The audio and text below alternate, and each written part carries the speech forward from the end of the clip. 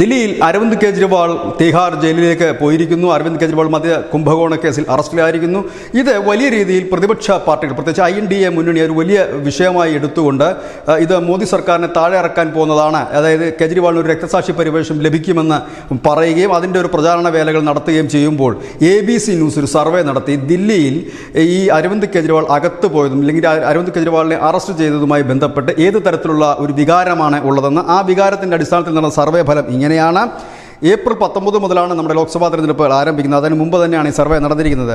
അതിൽ അവർ പറയുന്നത് 7 സീറ്റുള്ള ദില്ലിയിൽ അവർ സമഗ്രമായി തന്നെ ഒരു സർവേ നടത്തി. ആ സർവേയിൽ 53% പേർ നരേന്ദ്രമോദിയെ പിന്തുണയ്ക്കുന്നുണ്ട്.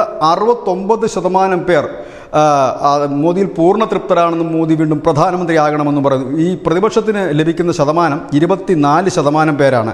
BJPക്ക് ലഭിക്കുന്ന വോട്ട് ശതമാനം എത്രയെന്ന് ചോദിക്കുമ്പോൾ 56% BJPക്ക് വോട്ട് വിഹിതം ലഭിക്കുന്നു. അവിടെ ദില്ലിയിൽ കോൺഗ്രസും ആം ആദ്മിയും കൂടെ ഒന്നിച്ചാണ് മത്സരിക്കുന്നത്. അവർക്ക് രണ്ട് കൂട്ടർക്കും കൂടെ ചേർന്ന് മത്സരിക്കുന്ന ആ മുന്നണിക്ക് 37% വോട്ടേ ലഭിക്കൂ എന്ന് പറയും. അതായത് പതിവ് പോലെ പഴയതുപോലെ എല്ലാ കാലവും പോലെ ദില്ലി BJP 7-7 നേടുമെന്ന് ഈ സർവേ കൃത്യമായി തന്നെ പറയുന്നു. സീറ്റിൻ്റെ എണ്ണമല്ല അവർ പറയുന്നത്, ശതമാനമാണ് പറയുന്നത്. കാരണം 69% പേരും നരേന്ദ്രമോദി വീണ്ടും പ്രധാനമന്ത്രിയാകണമെന്ന് പറയുമ്പോൾ പരമ്പരാഗതമായി BJPക്ക് അനുകൂലമായി ലോക്സഭയിൽ വോട്ട് ചെയ്യുന്നൊരു ജനത അരവിന്ദ് കെജ്രിവാൾ അല്ല, ഇനി ആരൊക്കെ അകത്ത് പോയാലും അവർക്ക് തന്നെ വോട്ട് ചെയ്യുമെന്നാണ് ഈ സർവേ ഫലം പറയുന്നത്.